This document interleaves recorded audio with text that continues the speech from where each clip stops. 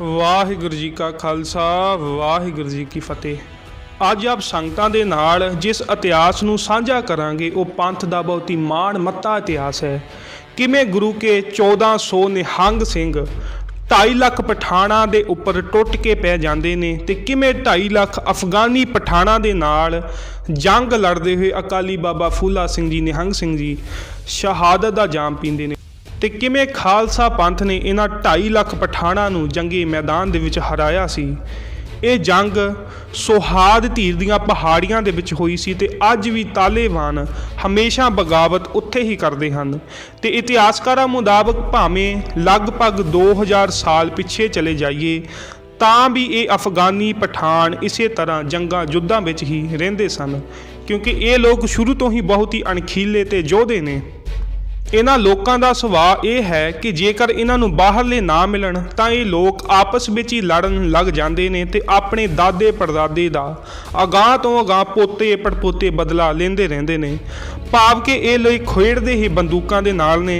ਅੱਜ ਵੀ ਭਾਵੇਂ ਘਰ ਵਿੱਚ ਆਟਾ ਹੋਵੇ ਜਾਂ ਨਾ, ਪਰ ਘਰਾਂ ਦੇ ਵਿੱਚ ਹਥਿਆਰ ਭਰੇ ਪਏ ਨੇ ਤੇ ਅੱਜ ਇਹਨਾਂ ਨੂੰ ਅਮਰੀਕਾ ਵਰਗੇ ਦੇਸ਼ ਕਾਬੂ ਨਹੀਂ ਕਰ ਪਾ ਰਹੇ।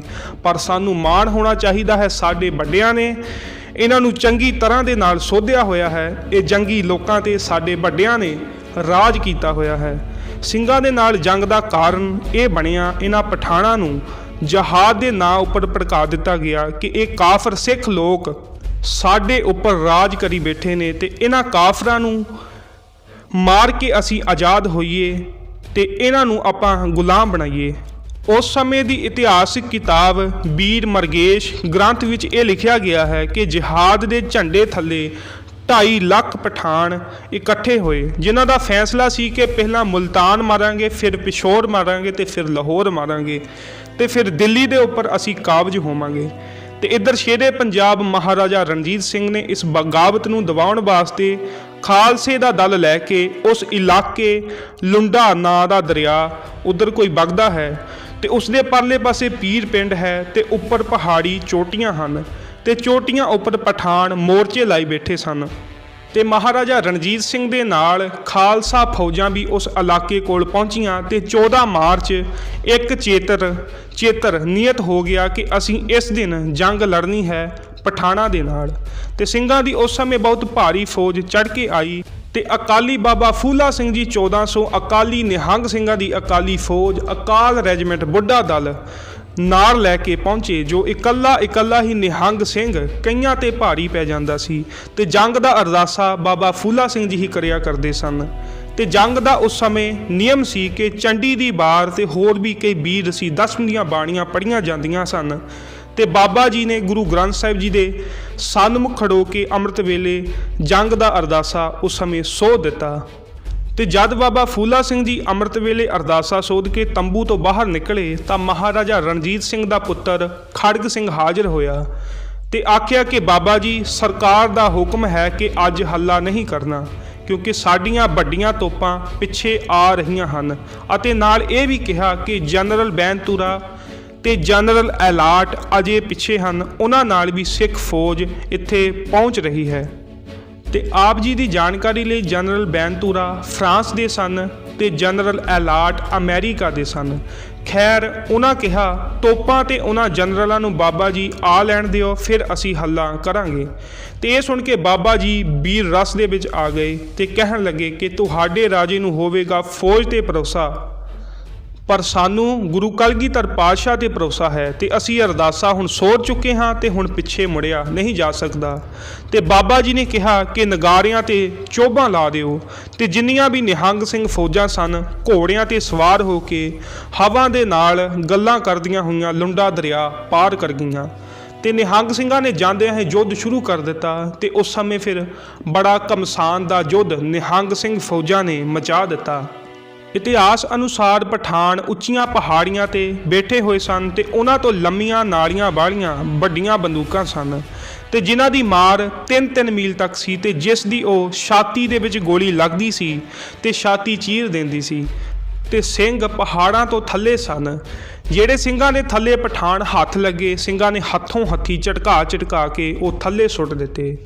ਤੇ ਉਧਰ ਜਦ ਮਹਾਰਾਜਾ ਰਣਜੀਤ ਸਿੰਘ ਜੀ ਨੂੰ ਪਤਾ ਲੱਗਾ ਕਿ ਬਾਬਾ ਜੀ ਤਾਂ ਜੰਗ ਨੂੰ ਨਿਕਲ ਚੁੱਕੇ ਹਨ ਤੇ ਬਾਬਾ ਜੀ ਨਹੀਂ ਮੰਨੇ ਤੇ ਹੱਲਾ ਉਹਨਾਂ ਨੇ ਬੋਲ ਦਿੱਤਾ ਹੈ, ਤਾਂ ਮਹਾਰਾਜਾ ਜੀ ਕਹਿਣ ਲੱਗੇ ਬਾਬਾ ਜੀ ਨੇ ਕੰਮ ਤਾਂ ਔਖਾ ਛੇੜ ਲਿਆ ਹੈ, ਪਰ ਜੇ ਹੁਣ ਛੇੜ ਲਿਆ ਹੈ ਤਾਂ ਪਿੱਛੇ ਮੁੜਨਾ ਔਖਾ ਹੈ। ਕਹਿੰਦੇ ਚਲੋ ਖਾਲਸਾ ਜੀ, ਆਪਾਂ ਵੀ ਹੁਣ ਹੱਲਾ ਬੋਲੀਏ ਤੇ ਸਾਰੀ ਫੌਜ ਖਾਲਸੇ ਦੀ ਦਰਿਆ ਪਾਰ ਹੋ ਗਈ ਤੇ ਇੰਨੀ ਭਿਆਨਕ ਮਾਰ ਮਚੀ ਕਿ ਹਜ਼ਾਰਾਂ ਦੀ ਤਾਦਾਦ ਵਿੱਚ ਸਿੰਘ ਸ਼ਹੀਦ ਹੋ ਗਏ। ਤੇ ਇੰਨਾ ਇਹ ਭਿਆਨਕ ਜੰਗ ਸੀ ਕਿ ਇੱਕ ਵਾਰ ਤਾਂ ਮਹਾਰਾਜਾ ਰਣਜੀਤ ਸਿੰਘ ਨੇ ਵੀ ਹੱਥ ਵਿੱਚ ਮਾਲਾ ਫੜੀ ਤੇ ਜਪਣ ਲੱਗਾ ਧੰਨ ਗੁਰੂ ਰਾਮਦਾਸ, ਧੰਨ ਗੁਰੂ ਰਾਮਦਾਸ।